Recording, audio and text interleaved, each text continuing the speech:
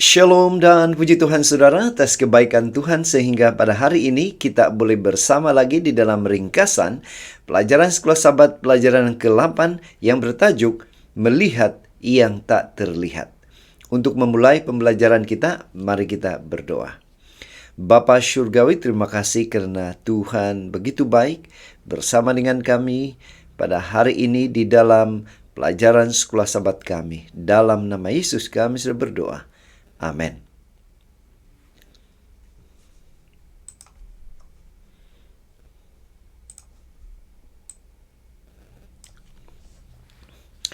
Sekali lagi saudara, tajuk Sekolah Sabat kita melihat yang tak terlihat.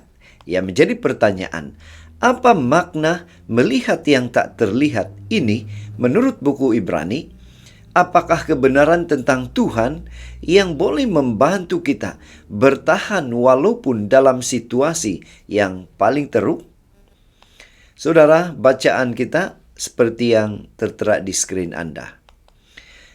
Ayat hafalan dalam Ibrani 11 ayat 27 mengatakan, "Karena iman maka ia telah meninggalkan Mesir dengan tidak takut akan murka raja. Ia bertahan sama seperti ia melihat apa yang tidak kelihatan." Saudara, pendahuluan Sekolah Sabat kita seperti di skrin saudara. Takrifan iman dalam kitab Ibrani sentiasa mencabar.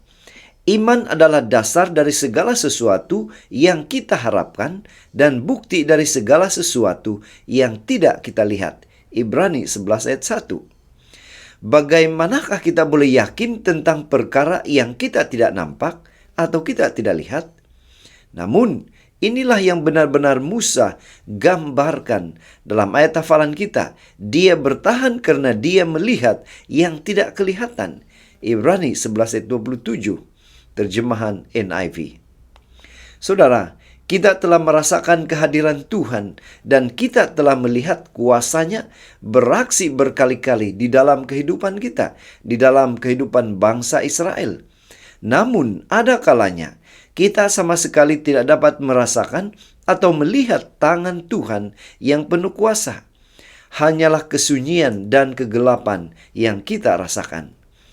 Itu adalah masa atau waktu di mana kita sangat memerlukan iman, sehingga kita boleh terus sama seperti ia melihat apa yang tidak kelihatan. Kita harus menggunakan semua kekuatan yang Tuhan berikan kepada kita dengan iman. Nah saudara, mari kita lihat tajuk-tajuk yang akan menjawab pertanyaan-pertanyaan yang kita sudah katakan sebentar tadi. Topik itu adalah seperti yang ada di skrin Anda. Kita langsung ke topik atau tajuk yang pertama, yaitu kasih Bapa kita yang berlebihan, kuasa Bapa. Saudara, berapa besarkah kasih Tuhan itu? Ada bataskah kuasa Bapa atau kuasa Tuhan itu?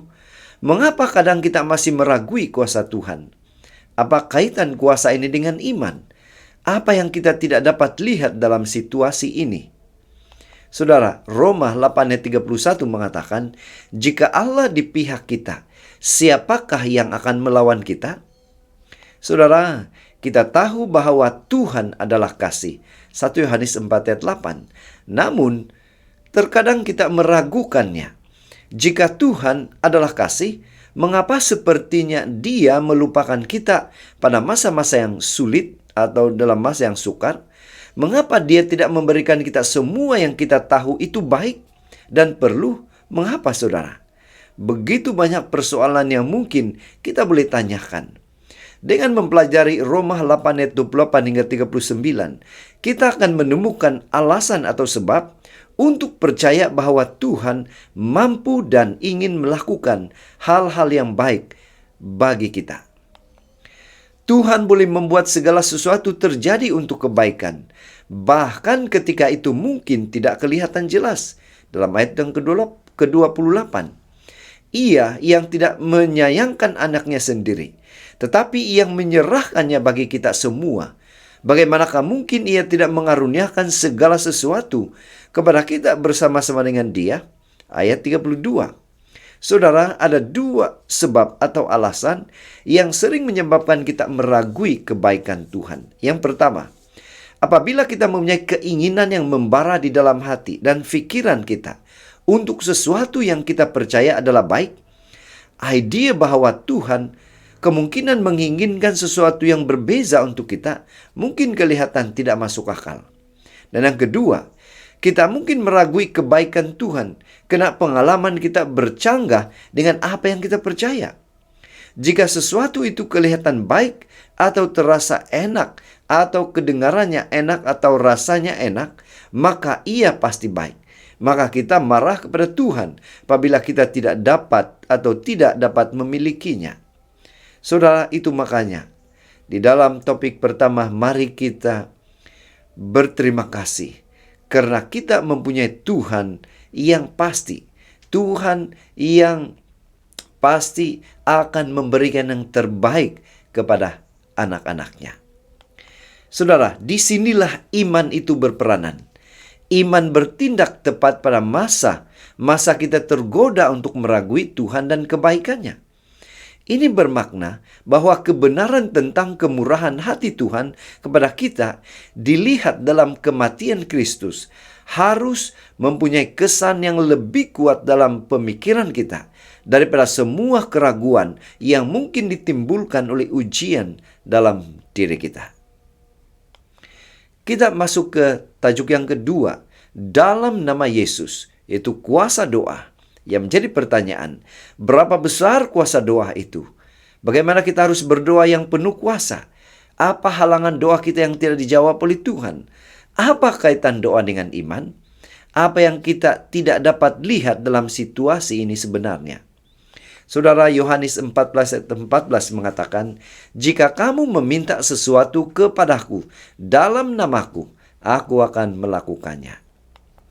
Yesus mengajar kita untuk membawa seluruh permohonan kita kepada Tuhan dan meminta campur tangan Tuhan dalam nama Tuhan.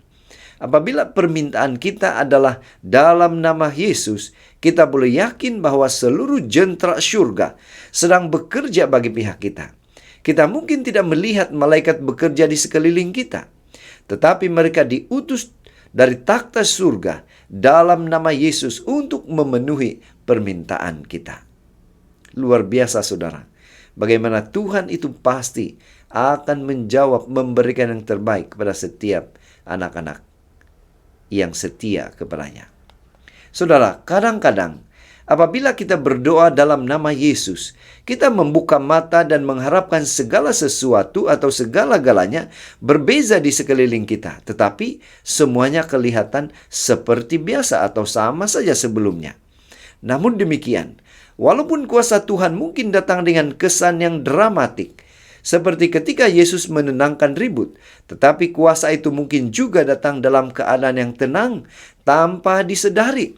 Seperti kita ketika kuasa Tuhan menyokong Yesus di Getsemani. Sesuatu yang dramatik mungkin tidak berlaku secara tiba-tiba, tetapi itu tidak bermakna bahwa Tuhan tidak bekerja untuk kita. Ingat saudara, Tuhan tetap bekerja dalam situasi atau dengan cara Tuhan sendiri, bukan cara manusia. Kita masuk ke tajuk yang ketiga, yaitu kuasa kebangkitan. Nah, yang menjadi pertanyaan, adakah kuasa kebangkitan Yesus kuburan itu penting?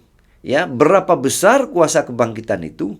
Apa kaitan kebangkitan dengan iman? Apa yang kita tidak dapat lihat dalam situasi ini? Saudara, Filipi 3 ayat 10 mengatakan, yang ku kehendaki ialah mengenal Dia dan kuasa kebangkitannya dan persekutuan dalam penderitaannya, di mana aku menjadi serupa dengan Dia dalam kematiannya. Saudara, Paulus memperkenalkan kuasa Tuhan dengan mengingatkan bahwa Yesus telah dibangkitkan dan dimuliakan. Efesus 1 ayat 19 hingga 20. Ini adalah dasar dari pengharapan dan warisan kita. Efesus 1 ayat 18. Kuasa yang sama yang ditunjukkan dalam kebangkitan Yesus tersedia bagi kita, bagi saudara dan saya hari ini. Kebangkitan Yesus menjamin bahwa kita memiliki akses kepada kuasa Tuhan yang jauh lebih tinggi dari segala pemerintah dan penguasa dan kekuasaan dan kerajaan dan tiap-tiap nama yang dapat disebut. Efesus 1 ayat 21. Dalam Efesus 1 ayat 28 hingga 23 ini, Paulus bercakap tentang kuasa Tuhan. Apakah yang ayat-ayat ini ajarkan kepada kita tentang kuasa kebangkitan? Saudara, Paulus berdoa agar jemaat Efesus memahami beberapa perkara yang boleh difahami dengan betul, dengan benar, hanya oleh pertolongan ilahi. Yang pertama, bahwa ada harapan transformasi dan masa depan yang kekal yang Yesus telah tawarkan kepada kita. Dan yang kedua, bahwa kita memahami kuasa yang telah dinyatakan bagi pihak kita. Paulus kemudian coba menerangkan betapa menakjubkan kuasa ini. Kuasa yang tersedia untuk kita hari ini adalah kuasa yang sama yang membangkitkan Yesus, bukan saja keluar dari dalam tanah dan hidup semula, tetapi ke kedudukan yang berkuasa di sebelah kanan Bapa, yaitu di sorga. 2 Timotius 2 ayat 12.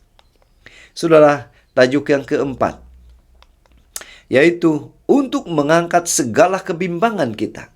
Kuasa atas kekhawatiran atau kebimbangan. Nah, yang menjadi pertanyaan, apa kuasa yang boleh mengangkat segala kebimbangan atau kekhawatiran kita? Berapa besar kuasa tersebut? Apa kaitan kuasa ini dengan iman? Apa yang kita tidak dapat lihat dalam situasi ini? Saudara, 1 Petrus 5 ayat 7 katakan, serahkanlah segala kekhawatiranmu kepadanya, sebab ia yang memelihara kamu. Rasul Petrus mendorong kita untuk menyerahkan semua kekhawatiran atau kebimbangan kita kepada Yesus. Tidak ada masalah yang terlalu kecil atau terlalu besar untuk Tuhan.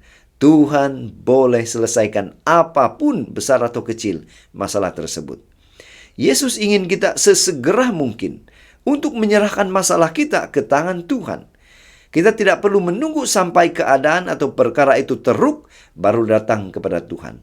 Tetapi setiap saat, setiap masa sesegera mungkin datanglah kepada Tuhan, berserah, menyerahkan segala masalah kita kepada Tuhan. Selain itu, Dia ingin kita, saya ingin kita perhatikan betul-betul saudara.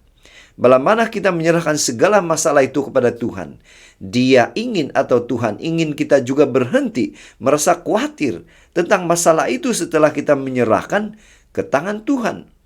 Sekarang kekhawatiran atau kebimbangan itu adalah milik Tuhan, bukan lagi kita. Dan Tuhan akan memberikan penyelesaian yang terbaik. Iman sangat berperan penting di dalam hal ini. Kita boleh yakin dan mempercayai Tuhan karena Dia menjaga, memelihara kita.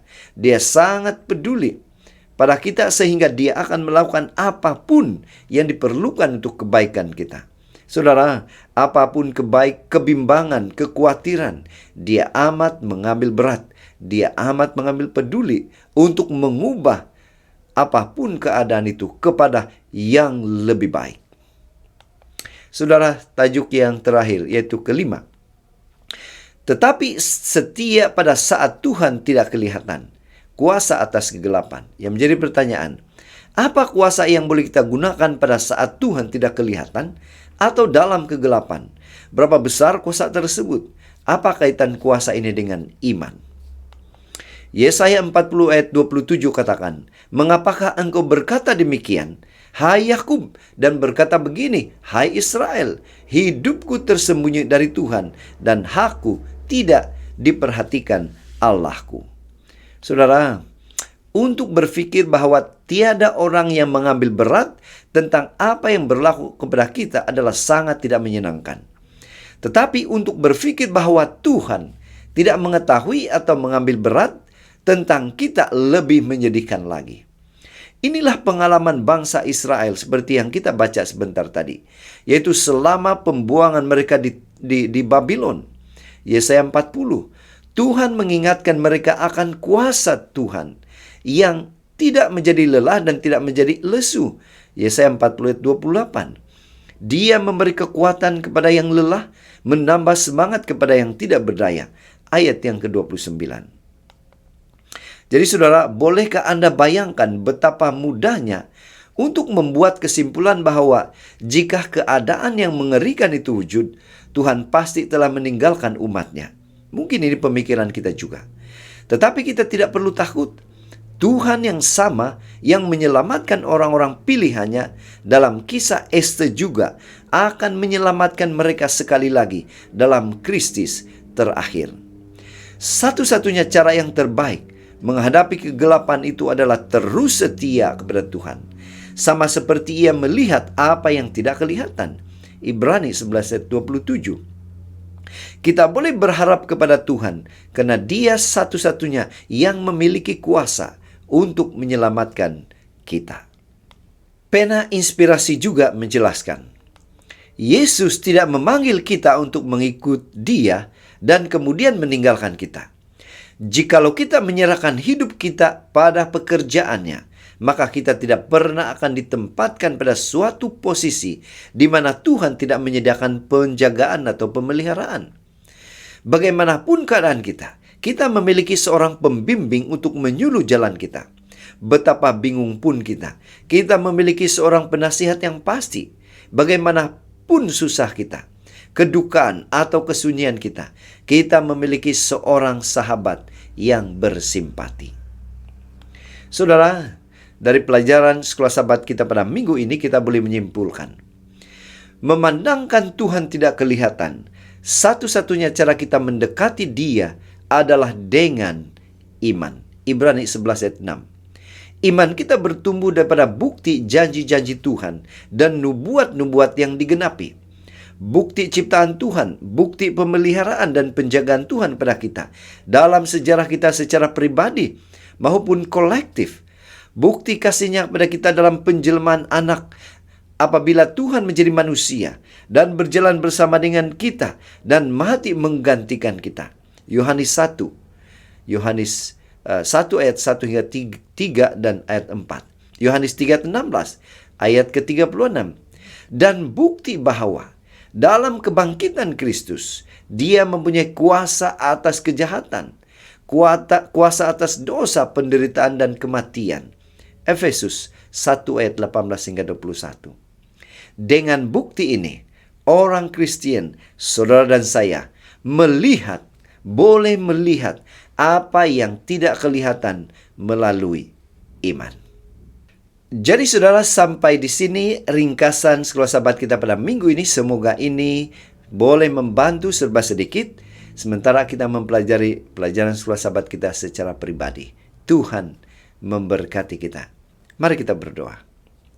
Bapa Syurgawi, terima kasih atas kebaikan-Mu karena menolong kami memahami pelajaran Sekolah Sabat kami pada minggu ini. Dalam nama Yesus kami berdoa.